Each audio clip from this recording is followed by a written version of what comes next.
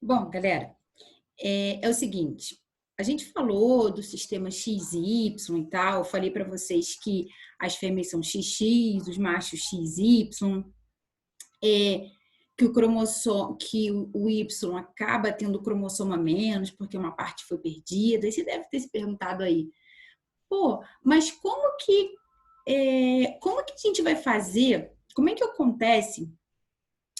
Os machos têm menos cromossomos, têm menos genes do que as fêmeas?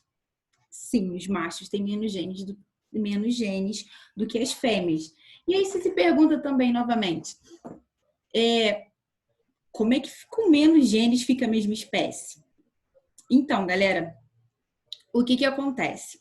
A gente tem uma teoria, tá? Que se chama hipótese, aliás, nem é teoria, é uma hipótese, que é a hipótese de Lyon. Hoje já é uma teoria, né? Que se chama também lei da compensação de dose, tá? Como é que ocorre isso? Para as fêmeas, né, para a nossa espécie compensar essa ausência de genes que os machos têm, um X nosso, das fêmeas, ele fica não funcional, ele se torna não funcional, tá? Como é que um cromossomo se torna não funcional? A gente sabe que o cromossomo ele é a condensação do DNA, a condensação do material genético, e ele se transforma em cromossomo para dividir. No caso da gente, o nosso um segundo X nosso, ele se torna muito mais condensado. E aí ele se enrosca muito mais. E ele vira o que a gente chama de corpúsculo de Barr.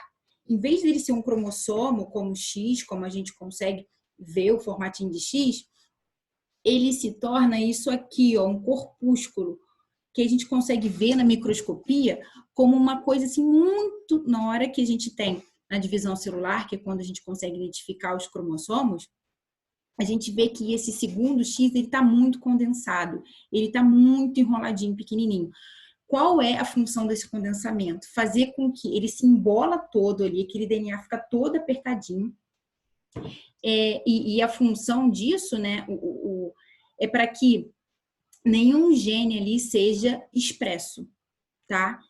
E aí você fala assim, pô, Mary, então aí a fêmea acaba expressando menos genes. Então, o que acontece?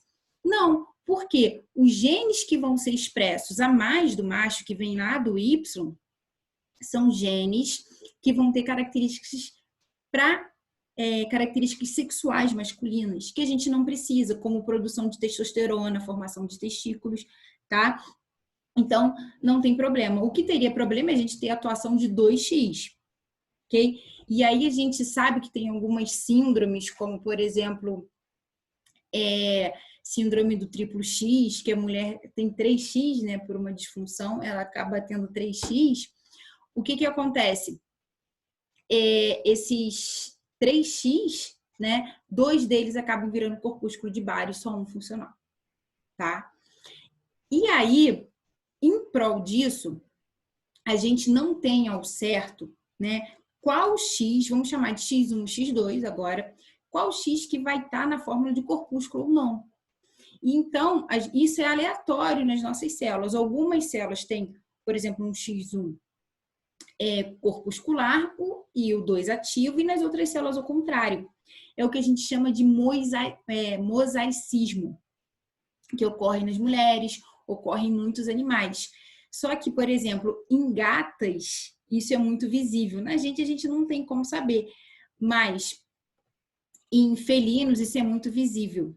Por exemplo, os machos nos felinos são XY, como na gente, e as fêmeas XX, tá?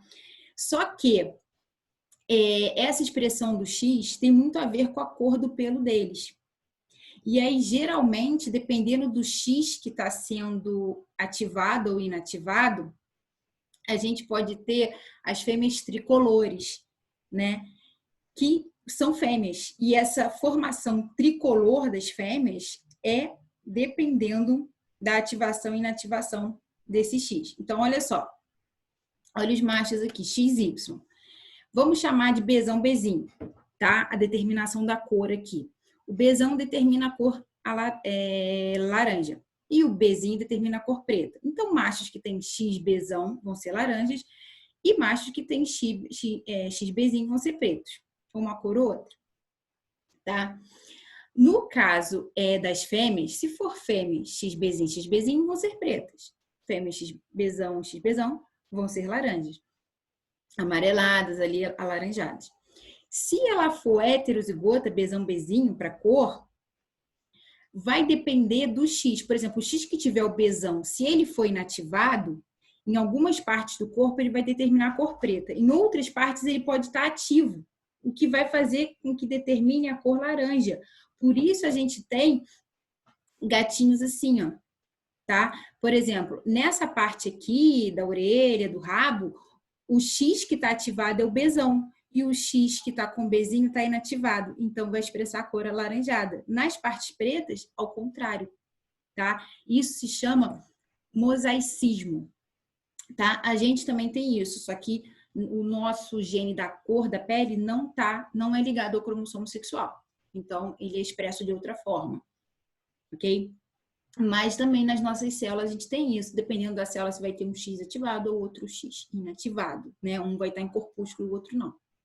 Tá bom, galera? Então, é isso, tá? A gente fica com essa parte do mosaicismo aqui que é bem legal e que cai bastante prova e agora você sabe explicar o que acontece, tá? Então, até o nosso próximo vídeo.